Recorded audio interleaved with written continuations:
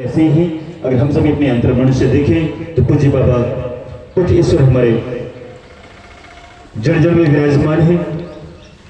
आइए पूर्ण जितन जी महाराज के संदर्भ में दो पंक्ति रखना चाहूंगा। जो रचना है इसी समाज के परम श्रद्धेय श्री गणेश पासवान जी की। कहते हैं करते हैं वंदन अभिनंदन, करते हैं वंदन अभिनंदन, गुरुवर दर पे पधारे हैं आज। करते हैं वंदन अभिनंदन, गुरुवर दर पे पधारे हैं आज। चरणों में नमन हम लोगों का, स्वीकार करो हे पूर्ण चेतन जी महाराज, स्वीकार करो हे पूर्ण चेतन जी महाराज। भरत जी के भगत प्रयास से, भरत जी अर्थात इस ज्ञान के जो स्वामी हैं भरतलाल यादव जी, उनके संबंध में है कि भरत जी के भगीरथ प्रयत्न से पधार चुके संत सरकार सद्ज्ञान पिपासु लोगों का भर देती झोली संत उदार, भर देती झोली संत उदार। होगी चर्चा ईश्वर स्वरूप की, होगी चर्चा ईश्वर स्वरूप की, सदाचार का खुलेगा राज। संत मत की गहरी गांठें खोलेंगे स्वामी पूर्ण चेतन जी आज, खोलेंगे स्वामी पूर्ण चेतन जी आज। नाचीज गणेश का विनम्र निवेदन, नाचीज गणेश का विनम्र निवेदन, करना चाहोगे स्वीकार तेरे रहमो करम का, हम सबको है दरकार, हम सबको है दरकार। हे स्वामी जी, हमसे भक्तजन आपके ओजस्वी पीयूष वाणी का सुने पूज्य पूर्ण चेतन जी महाराज। एक बार जोरदार स्वरों में सदगुरु महाराज की जय बोलकर अपने अपने अंतःकरण को पवित्र करें। श्री सदगुरु महाराज की जय।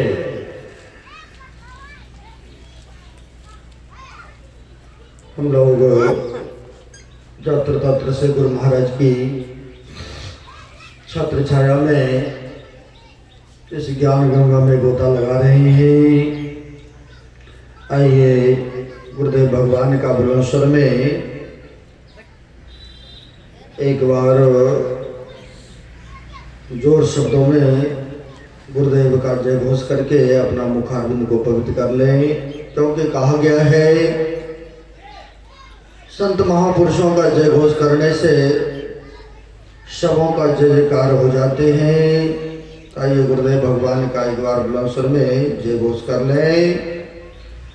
बोलिए प्रेम से श्री सदगुरु महाराज की जय। नमामि अमित ज्ञान रूपम कृपालम,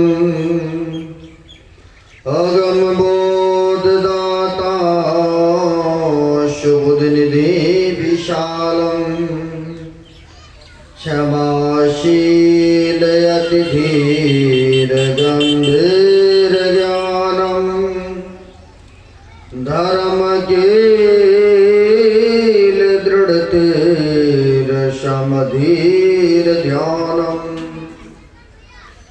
जगत त्राणकारी अगारी उदाहरणम,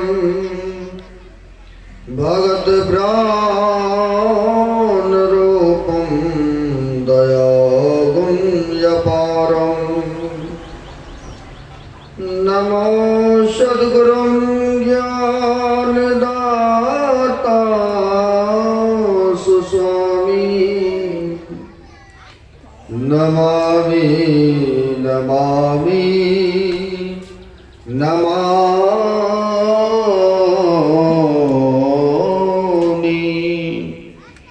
महाराज सद्गुरु है राजन का राजा,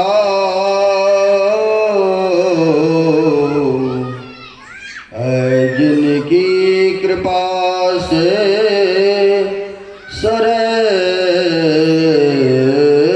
सर्व काजा, भनय में ही सोई परम गुरु, नमामि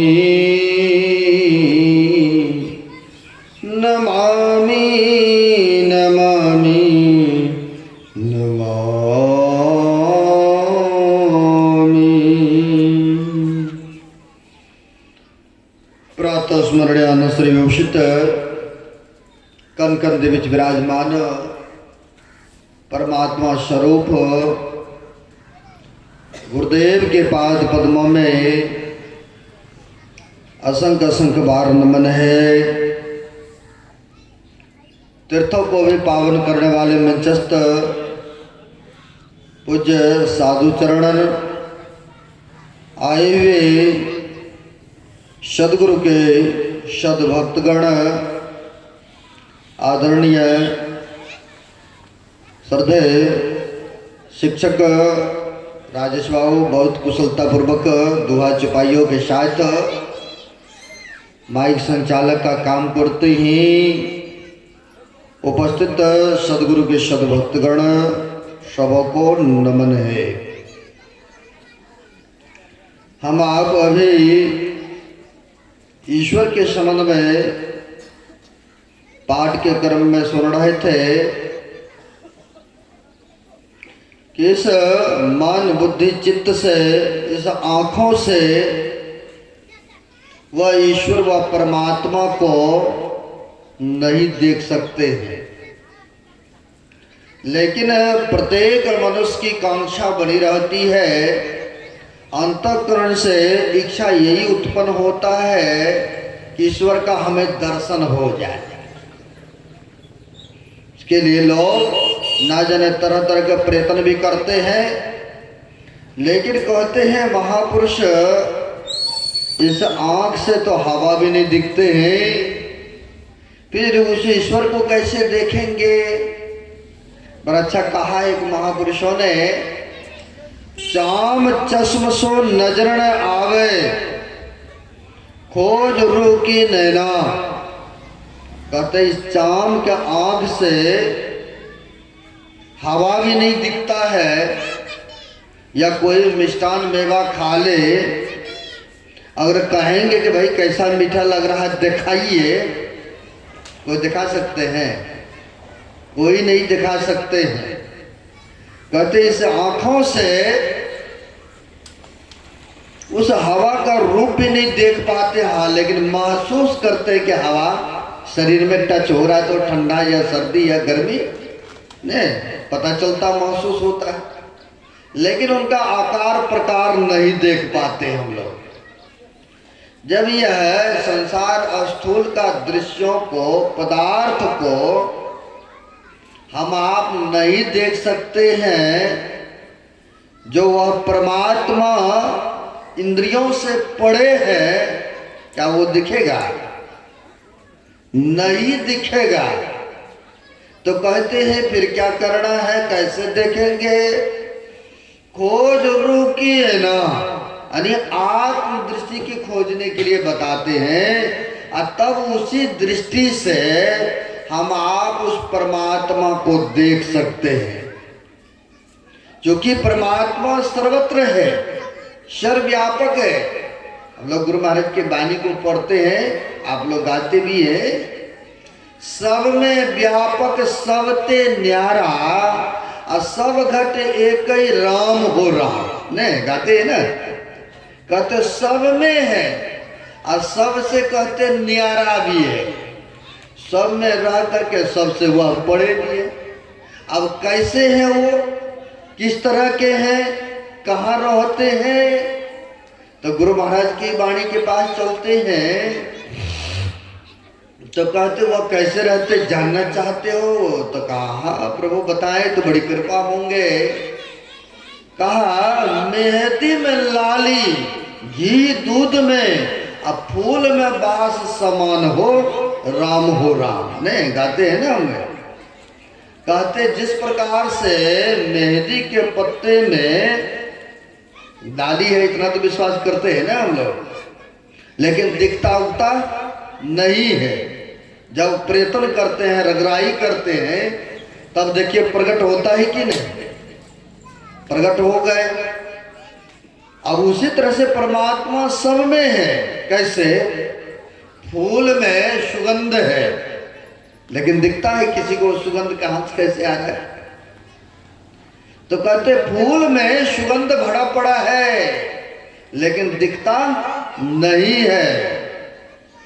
ईख जिसको बोलते हैं गन्ना कितारी बोलते हैं, चाहे टेढ़ा हो, मोड़ा हो, मोटा हो या पतला हो, क्या रस उसमें है कि नहीं है? विश्वास है ना? लेकिन दिखता नहीं है। उसी प्रकार से कहते हैं वो परमात्मा जर्रे जर्रे में है, सब में है, लेकिन दिखता नहीं है। अगर गोस्वामी तुलसीदास जी महाराज के पास चलेंगे तो वो कहते हैं जितना नजदीक परमात्मा है उतना नजदीक और कुछ नहीं है। अब कैसे? कहा है नेरे, नेरे मतलब नजदीक। कहते है नेरे सूझत नहीं, लियानत ऐसो जिंद, तुलसी या संसार को भयो मोतिया बिंद। कहते है मेरे नजदीक है लेकिन दिखता नहीं है। क्यों नहीं दिखता है?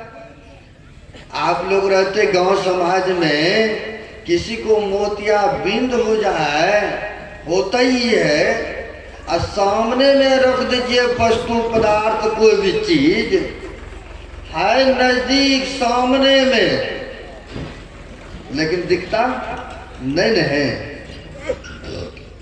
क्योंकि उनके देखने में अंदर में शक्तियां हैं लेकिन दिखता नहीं है। क्यों नहीं दिखता है? इसलिए नहीं दिखता कि उनके आंखों पर मोतिया बिंद की पट्टी लग चुकी है। तो क्या करते हैं? तो डॉक्टरों के पास जाते हैं, ऑपरेशन कराते हैं। अब पट्टी जो आंख पर पर्दा पड़ा था उसे उतार दिया तो देखने लगे कि नहीं? हालांकि चूंकि देखने की शक्ति उनके अंदर में था पहले भी, लेकिन पर्दा लगने के कारण से नहीं देख पा रहे थे। उसी प्रकार से कहते हैं नेरे सूझत नहीं, लियानत ऐसो जिंद, तुलसी या संसार को भयो मोतिया बिंद। ये संसार के लोगों को मोतिया बिंद की बीमारी हो गई है, क्योंकि परमात्मा सब में है। लोग ढूंढते हैं न जाने मंदिर मस्जिद कैलाश पर्वत कावा कैलाश में तीर्थों में कि वह परमात्मा का दर्शन हो जाए है? हमारे गुरु महाराज और भी कहते हैं कहीं बाहर खोजने की आवश्यकता नहीं है, निज तन में खोज सज्जन, बाहर न खोजना, अपने ही घट में हरि है, अपने में खोजना। कहते हैं अपने में खोजो ना, ईश्वर तुम्हारे अंदर मिलेंगे। जैसे आप लोग गांव घर में रहते हैं, पराया करके गमछी ले लेते हैं, जो परना होता है इस पर मोटे पर ले लेते हैं, रखते ही है।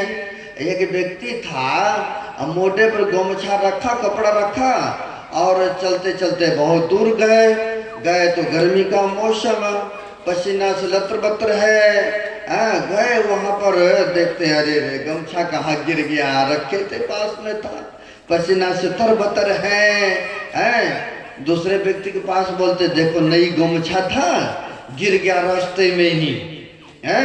अब बेचारा इधर उधर देखने लगे परेशान, और दूसरे के दृष्टिपात इनके ऊपर हो रहा है, देख रहा है ना वो।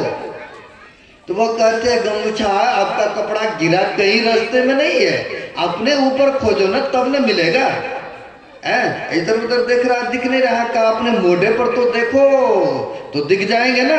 हाथ ऐसे एक दे दिया और कहता ओहो पास में ही था, मैं तो हो रहा था कि गिर गया, कहीं नजर में नहीं आ रहा था। ऐसा भी कई बार पढ़ते हैं व्यक्ति को।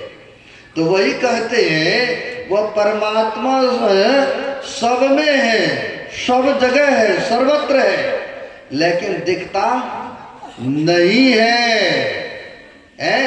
तो कहते क्या दिखता नहीं है तो परमात्मा नहीं है? ये भी विश्वास नहीं है, क्योंकि संतों की वाणी है सब में है, सब ते न्यारा भी है, सब जगह सर्वत्र है। बशर्ते भक्तों को विश्वास, वैसा दृष्टि होना चाहिए, देखने की नजरिया होना चाहिए। कैसे? तो हिरण्याकश्यप के पास चलते हैं, आप लोग तो पास में ही रहते हैं। तो उनके पिता ने, हिरण्याकश्यप ने भक्त प्रहलाद के पिता ने पूछा था ना कि बताओ तुम्हारा परमात्मा भगवान कहाँ है, तो क्या कहा था, जिनको वह दृष्टि था देखने का, वो तो हम में तुम में खरखम में दिख रहा था ना, यही ने कहा भक्त प्रहलाद ने कि हम में तुम में खरखम में है, वो तो सब में है, जर्रे जर्रे में है? तो मोटा सारा पिलर था, खम्मा था, का इसमें भी तेरा भगवान है, कहा हाँ इसमें भी है। तो खम्मा को तोड़ा गया है तो नरसिंह भगवान प्रकट हुआ है कि नहीं है? तो क्योंकि उसको वह दृष्टि था, वह नजरिया था। कई बार भक्त के बस में भगवान को आना पड़ता सगुण रूप में भी, सगुण रूप में भी। जैसे भक्त प्रहलाद के पिता ने कितना कष्ट कितना अत्याचार कर, तो मैं ही हूं जो हूं, भगवान परमात्मा ईश्वर हूं, दूसरा कोई है ही नहीं। तो भगवान को अवतरण लेना पड़ा कि नहीं, नरसिंह रूप में प्रकट होना पड़ा। उसी प्रकार से कई बार ऐसा भी होता है, ईश्वर के प्रति जो विश्वास रखते हैं, श्रद्धा रखते हैं, निष्ठा रखते हैं, तो भगवान किसी न किसी रूप में आकर भक्तों को सहायता भी करते हैं, नहीं हेल्प करते हैं, उनकी रक्षा करते हैं भक्तों का। अब इसी प्रकार से माई लोग सुनेंगे, गपशप घर में करेंगे, ये निवेदन है। थोड़ा इधर देखें, एक पति पत्नी सफर कर रहे थे,